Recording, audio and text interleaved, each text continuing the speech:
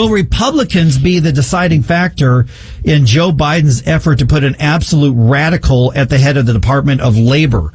Mark Mix is the president of the National Right to Work Foundation. He joins me right now. And Mark, we know that the president is looking for extremists and for radicals to run departments. But what is this about? We need to worry about some Republicans not standing in the way. What's going on? Yeah, no, extremists is a great way to introduce this, but the extreme question that I have is for Gabe. I don't believe Gabe could ever win a contest where he can't laugh. I watched it yesterday. He was down 2-love before it even started. Oh, yeah. I turned out after 4-1, so I don't know what the outcome was. But Gabe, you're way too happy for this stuff. So, exactly. You're exactly right. I mean, well, here's my problem.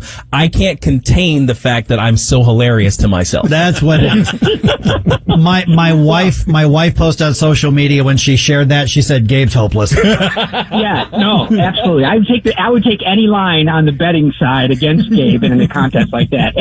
I would put my mortgage up. Yeah. But anyway, no, important topic now, even though that is an important topic. Yes. Mm-hmm. Yeah, we are looking for a new Secretary of Labor, and Joe Biden has nominated Julie Su. And, Mike, you talk about extremism. All we have to do is look at her record in California. Joe Biden believes that California policy is a model for the United States as opposed to a warning for the United States. We know this about California. They have the highest poverty rate in America. They have the second highest unemployment rate in America, and they have the lowest wage growth over the last couple of years in California. And Julie Su was in charge of the Labor Department in California for these years. And she also pushed an agenda that basically would take gig workers, those freelancers that try to, have a side hustle or try to do work that has flexibility. She's trying to turn them over to labor unions while she was out there, and she's still trying to do that at the Department of Labor. Fortunately, her nomination has not been confirmed yet, and they've got real problems with some Democrats, but there's also the potential that Lisa Murkowski from Alaska, Susan Collins from Maine, 2 Republicans, will come in and save the day for Joe Biden's nominee for the Secretary of Labor. Morning, Mark. Gabe here. How it's not looking likely then that she's going to make it through this. She's getting grilled pretty well by I think some of the Republican members, and you've got the potential for some Democrat defections, right? So how likely is it for her to actually get in place? Well, I will never try to predict. Like I can significantly predict, you'll never win a laughing contest. But I will say this, in Washington, there are deals cut all the time, and there's certainly negotiations.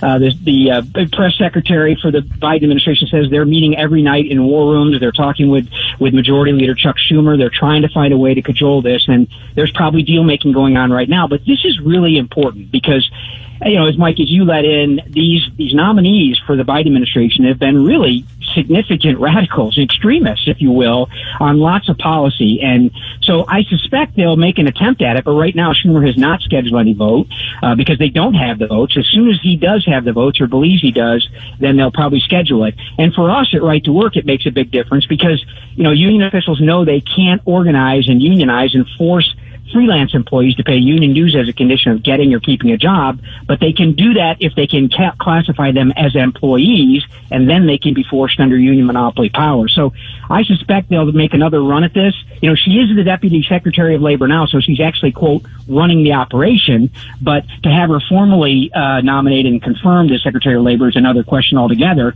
and a question for Democrats who are up in this coming 2024 election cycle. We're visiting with Mark Mix from National Right to Work Foundation. Mark, I'm curious, what's the Democratic hesitancy? I mean, where's the pushback coming from on the left on this? Because that may be surprising to some people that there are some Democrats who are not eager to confirm somebody this radical.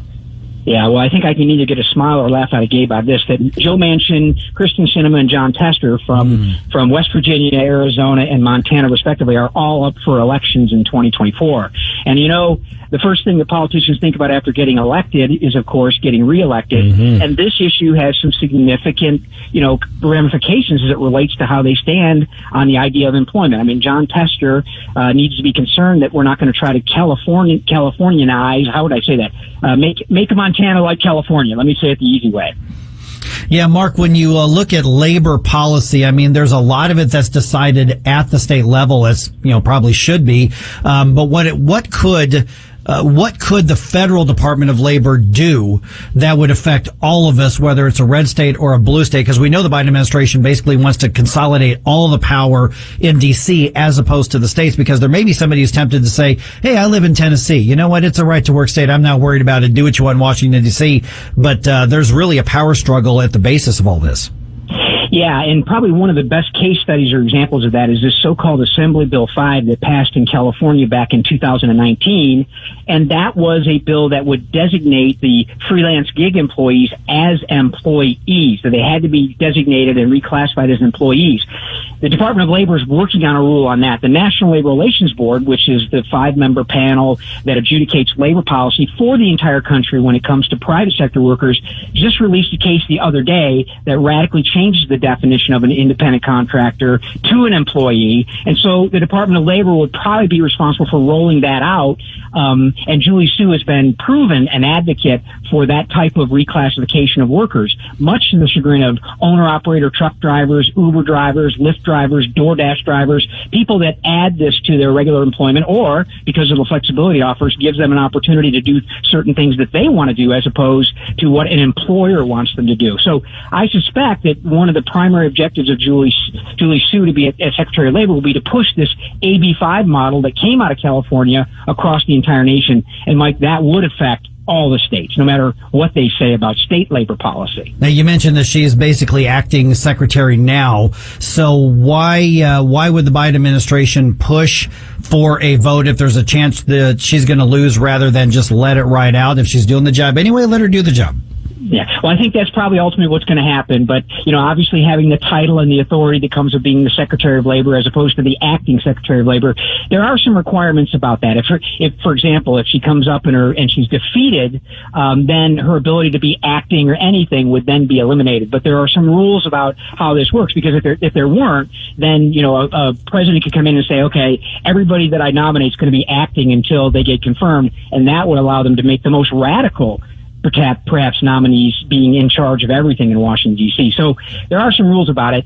And, of course, there's other issues that Biden's pushing. I mean, this is kind of, they say this would be the first Asian American and Pacific Islander in the cabinet. Mm-hmm. So there's kind of a check the box there. So there's lots of other arguments that are going on. But you're right. I mean, she can continue to run the Department of Labor as long as she's acting. But if they bring her up or don't bring her up, there's some time limits on that. All right. And is there a time limit on whether there has to be a vote, or this could just remain indefinite in the worst case scenario for the Biden administration? Yeah, there's really no time limit. I think there's some campaign regulations and other things, but I think they'll just let it keep going. And she's been actively involved in labor dispute problems out on the West Coast with the ports.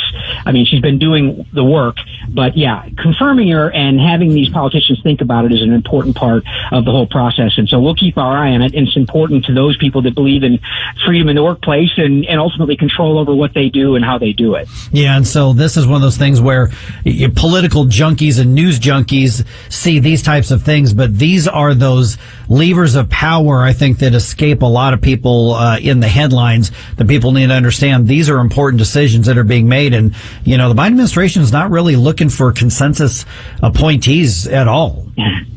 No, that's right. Yeah, there have been, if you look at the record of most of their appointees and their secretaries of various departments, it's not a very stellar record. And frankly, there's a lot to criticize there for sure on so many different issues. And on this one, because of the power of the federal government over private sector labor relations and private sector employees, it's really important that people pay attention. I think people are paying attention to this one. All right, Mark, and we find you where on the web and where on the social medias?